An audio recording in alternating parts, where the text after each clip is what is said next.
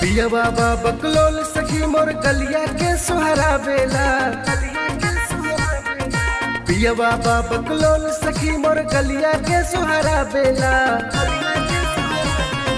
पिया बाबा बकलोल सखी मोर गलिया के सुहरा बेला। कितनो करी माना उता हमरा के बहला बेला। ओए अम्मा ढोड़िए में रंग लगा बेला। ओए अम्मा ढोड़िए में रंग लगा बेला। ओए अम्मा